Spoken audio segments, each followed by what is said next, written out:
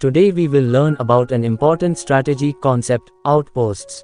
What are outposts, why are they important, and how can we use them effectively? Let's find out.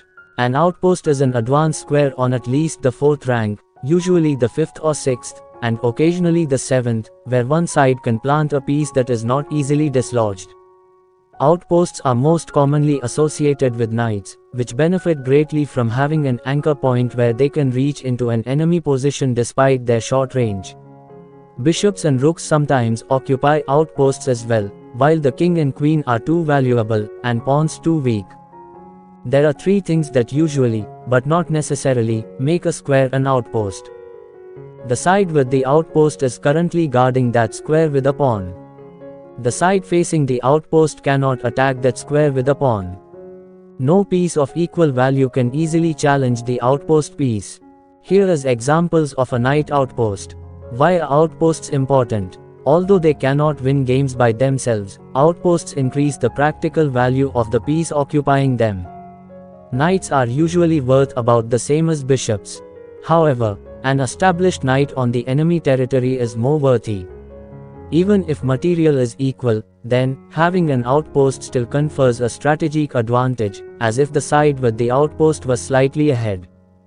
From the point of view of defending against outposts, the concept points out the danger of making too many pawn moves the weak squares they leave behind. If your opponent has a backward pawn or an isolated pawn, that is often a sign to try to establish an outpost in front of the pawn. Let's look at some more examples of outposts. The knight stayed in the enemy territory prevents black from freely moving his pieces. How can we create or prevent outposts in our own games? Here are some general tips. Look for weak squares in your opponent's position, especially in front of their backward isolated pawns, and try to occupy them with your pieces, preferably knights or rooks. Avoid creating weak squares in your own position by advancing your pawns too far or too early, unless you have a good reason to do so.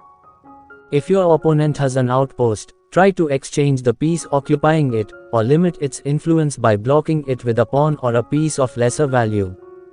If you have an outpost, try to increase its effectiveness by supporting it with other pieces, creating threats based on it, or using it as a springboard for further invasion.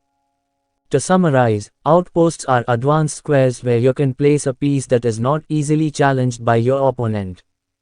They give you a strategic edge by increasing the value of your piece, controlling key squares, and creating weaknesses in your opponent's position.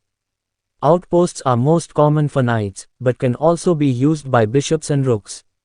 To create outposts, look for weak squares in your opponent's camp, especially in front of their backward or isolated pawns. To prevent outposts, avoid creating weak squares in your own position, and try to exchange or block the outpost piece. I hope you learned something new about outposts. Thank you for watching, and see you next time.